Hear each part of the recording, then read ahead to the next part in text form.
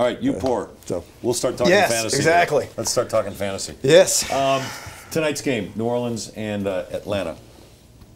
Give me a couple, three guys you'd absolutely play, and one guy that you should not be writing down on your paper. Okay, here's the good news. Julio Jones, not going to be on a pitch count, is what they're saying out of Atlanta right now. You know, that's different from what we saw or heard 24 hours ago. Hamstring, right? Hamstring injury. Yeah. So I don't think there's going to be any limitations with him, so start him with the utmost confidence. Love Willie Snead.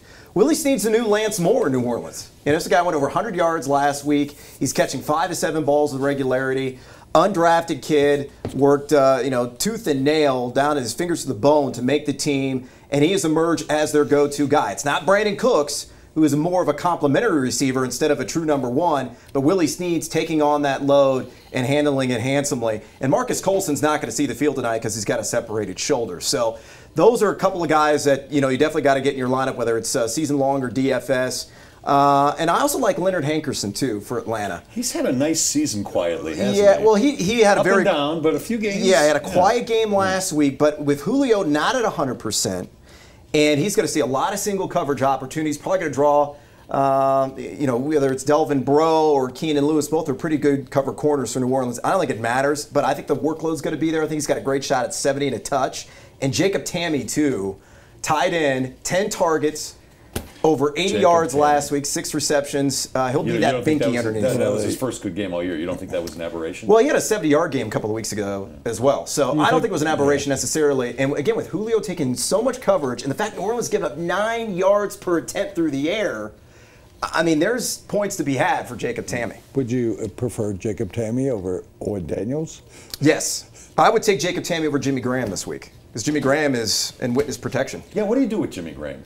Got to sit on him and hope and pray that this offense wakes up.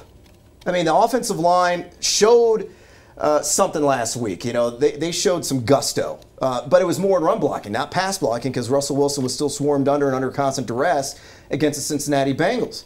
So until that offensive line can stand guys up and become a steel curtain of sorts in terms of pass blocking, Jimmy Graham's just going to be a lost man, forgotten.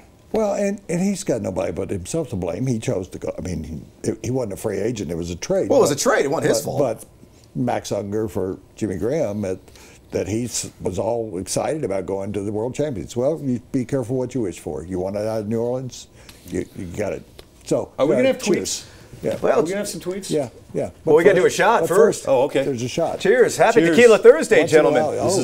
You We better enjoy take a picture Tequila here. Thursday. I don't do a whole lot of this. All right? All right. This is for my Cubs. Somebody get a bucket ready. Oh, yes. You're going to drink out of a bucket now? Oh, my God. Yeah, that'll put some hair on your chest there, Les. I need the water now. No, you need some lime. And Yeah, a some little salt. lime chaser. Woody and I are classically trained in the drinking arts, as you can tell. So. So, hey, Dane.